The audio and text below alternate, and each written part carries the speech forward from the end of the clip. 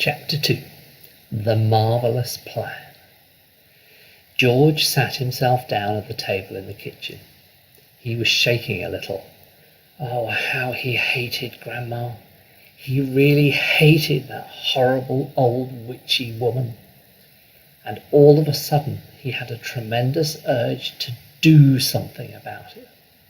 Something whopping, something absolutely terrific, a real shocker. A sort of explosion. He wanted to blow away the witchy smell that had hung around in the next room. He may have only been 8 years old, but he was a brave little boy. He was ready to take this old woman on. "I'm not going to be frightened by her," he said softly to himself. But he was frightened. And that's why he wanted suddenly to explode her away. Well, not quite away, but he did want to shake the old woman up a bit. Very well then. What should it be, this whopping, terrific, exploding shocker for Grandma? He would have liked to put a firework banger underneath her chair, but he didn't have one.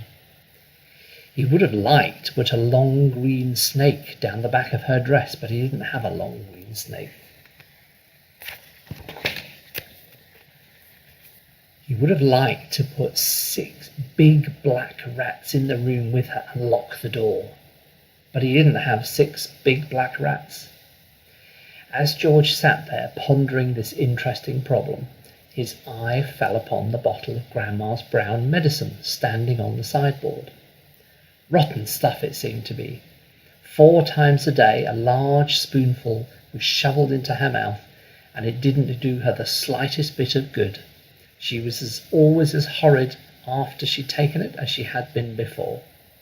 The whole point of medicine, surely, was to make a person better. If it didn't do that, it was quite useless.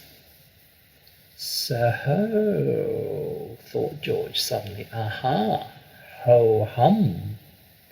I know exactly what I'll do.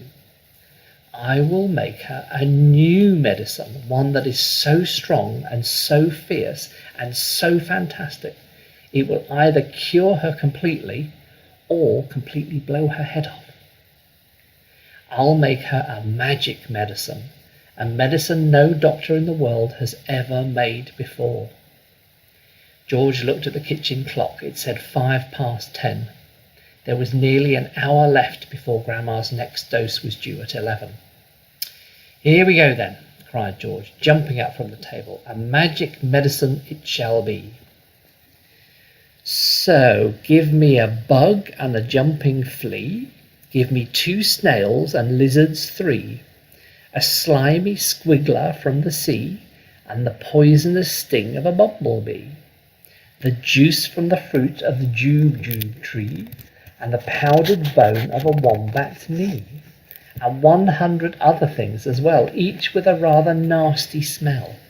I'll stir them up, I'll boil them long, a mixture tough, a mixture strong, and then hey-ho, and down it goes, a nice big spoonful, hold your nose. Just gulp it down and have no fear. How did you like it, Granny dear?" Will she go pop? Will she explode? Will she go flying down the road? Will she go poof up in a puff of smoke? Start fizzing like a can of Coke? Who knows? Not I. Let's wait and see. I'm glad it's neither you nor me. Oh, Grandma, if only you knew what I have got in store for you.